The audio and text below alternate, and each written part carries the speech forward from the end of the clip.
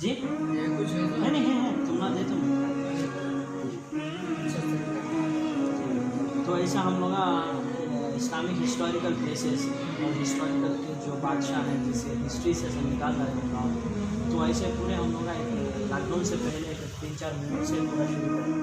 तो यहाँ आने के बाद माल का करने के बाद हम गाँव में जरूर सजेस्ट करें तो इसका हिस्ट्री भी निकालें उसे सिद्ध करने किया गया है। उसके बाद उसके बाद से ये विजिट को जो है गाँव कैसा आवाज़ होता है कि अमीन हक बोल के मुल्क वो बादशाह से जिसे टैक्स कलेक्ट करते थे। तो आने के बाद यहाँ से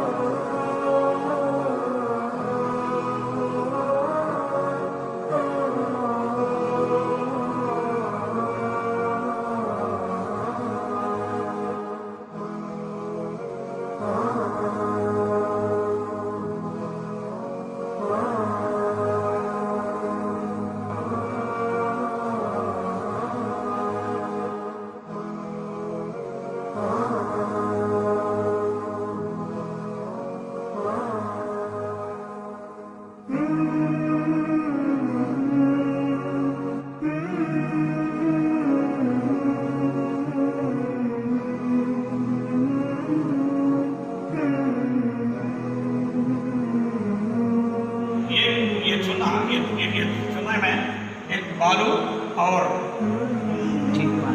पानी और गुड़ चूना डाल के ऐसा लगाने से कितना स्टैंडर्ड है। 400 साल है तो भी ऐसा यही स्टैंडर्ड बोला है इसमें। इतना बड़ा मजबूत रहता है बात उसके। वो ज़माने में रसूल होगा वैसा मजबूत से करे, इसलिए आज तक जिंदा। हाँ, उसके आज तक ऐसा जिंदा है, ये ऐसा खटपन भी है इसमें।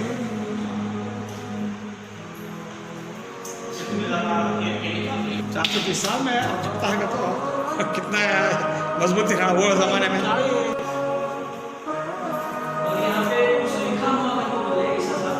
अस्सलाम वालेकुम दोस्तों, हम हैं नोवर हिस्ट्री के टीम और मैं यूसुफ इमरान और हमारे टीम के मेंबर अयास और जो वीडियो अभी निकाल रहे हैं हुसैन हैं। तो हम काफ़ी वक्त मालूमात के साथ मस्जिद के गए और अब जो हम अभी आपके पास एक फोटोशॉट करते थे कि एक मुसलमान बादशाह थे जिनके ज़रिए एक गाँव वजूद में आया था और उनकी बनाई हुई मस्जिद आज तक अल्लाह के अज़ानों के साथ आबाद है। तो आज हम उसी मस्जिद में हैं जिनकी बुनियाद हज़रत अमीनुल मुल्क जो बादशाह थे, जो रेड्डी राजुला के टैक्स कलेक्ट किया करते थे यहाँ पे, जब वो पहले बार आए थे तो ये सारा गांव नहीं था। उनके आने की वजह से यहाँ पे अमीनाबाद बोल के एक गाँव वजूद में आज जिंदा है। तो उनकी बनाई हुई मस्जिद आप देख सकते हैं कि 1590 में यानी 1519 में उन्होंने इस मस्जिद की सही बुनियाद रखी। तो आज इस मस्जिद को आज के लोगों ने थोड़ा एक रिकन्स्ट्रक्ट किया और आगे बढ़ाया। तो इस मस्जिद का ज़्यादा हिस्ट्री नहीं है कि रहमतुल्लाह अलैह से कुछ ताल्लुक हिस्ट्री है, बट वो हमको मालूम नहीं हुआ था कि वो सच है या गलत है, इसलिए हम उसका आपको बारे में ज़्यादा मालूमात नहीं दे रहे। तो इस मस्जिद का ये है कि अमीनुल मुल्क साहब ने इस मस्जिद को आबाद किया। इसके ज़रिए कि उस ज़माने का जो कंस्ट्रक्शन आइडियाज़ है कि बालू, चूना और पानी और उसके साथ साथ गुड़ यानी जागरी जो गुड़ बोलते हैं उसको मिक्स करते हुए एक भट्टी बनाई थी उन्होंने यहाँ। तो उस भट्टी के जो बना हुआ सीमेंट के जैसा था उससे इस मस्जिद को बनाया हुआ है। तो 1590 से आज तक तो चूना बनाने के लिए जो सीमेंट बना रहे थे तो बैल से फैला रहे थे। तो बैल आसमान से राउंड फिरता था तो वो मट्टी बनती थी। तो उस मट्टी को यूज़ करके यहाँ पे मस्जिद बनाए हैं। तो 1590 तो आज से 2020 से आप लेंगे तो कम से कम 430 साल पुरानी मस्जिद है। माशाल्लाह आज भी अल्लाह की आवाज़, अज़ान की आवाज़ें बुलंद होते हैं। तो सारे साथियों से गुजारिश है कि यहाँ आइए और मस्जिद की ज़ियारत कीजिए कि मस्जिद को आबाद करना है। कि आप अभी देख सकते हैं कि बाबरी मस्जिद का क्या हाल हुआ है। तो ऐसे सारे पुरानी मस्जिदों की हमें हिफाजत करना है, इसको आबाद करना है नमाज के साथ, लोगों के साथ। तो आज हमको ये हिस्ट्री का पूरा मालूमात दी है सैयद ईसा साहब, जो ये मोहम्मद ईसा साहब जो यही के गाँव वाले के लोकल पीपल है। तो इनसे भी बहुत हमें शुक्रिया अदा करते हैं कि अपना अफसर वक्त हमारे साथ लेकर ये सारे मालूमात दीजिए। तो नोवर हिस्ट्री के साथ आप सारे साथी जुड़े रहे हैं। इंशाल्लाह आप आगे आएंगे हम और एक मलका में है जो अभी हम जा रहे हैं वहाँ पे, जो मलका का मालिक काफर बोल के एक साथी ने उसकी बुनियाद रखी। तो वहाँ भी जाएंगे और वहाँ भी हम वीडियो बनाएंगे। अस्सलाम वालेकुम।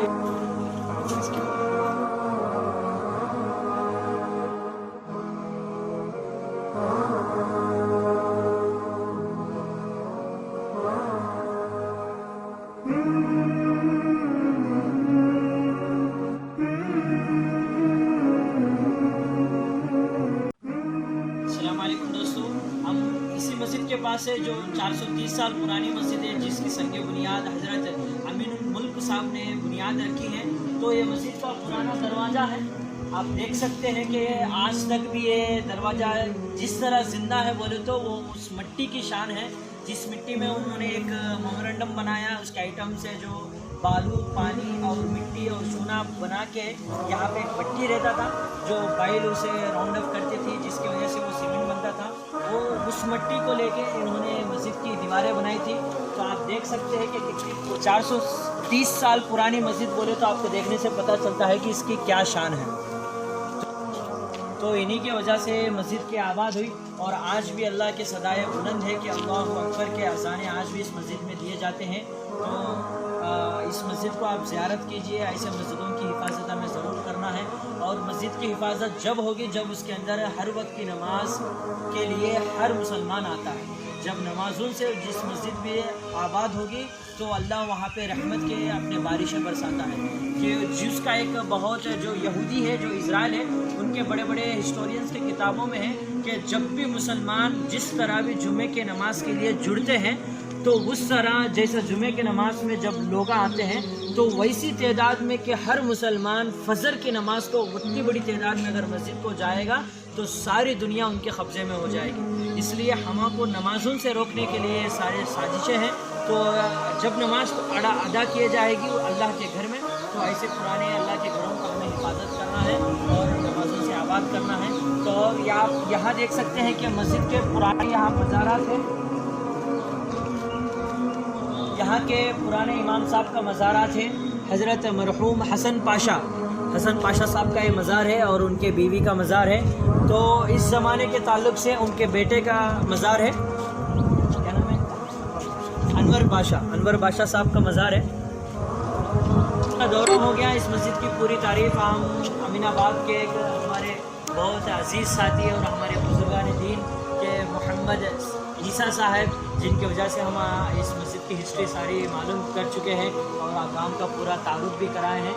तो अब हम यहाँ से मलका महल जा रहे हैं, जिनकी बुनियाद मलका काफुर बोल के एक मालिक काफुर बोल के एक साथी ने उसकी बुनियाद रखी और गांव वालों ने उसके बाद एक 150 साल के पहले उसको मस्जिद में तब्दील किया, जहाँ पे एक गांव वाले, यहाँ से एक गांव भी था कि मेमलूर पाड़ बोल के, वो गांव वाले वहाँ पे रमज़ान का खुतबा अदा करते हैं और इस गांव वाले वहाँ यहाँ पे बकरीद का खुतबा अदा करते हैं। तो अभी उस मस्जिद के पास जाएंगे, उसकी भी तारुफ को दिखाएंगे आपको। जुड़े रहिए हमारे साथ नौ वरिश्ते के साथ। अस्सलाम वालेकुम। ये हमारे वीडियो रखने से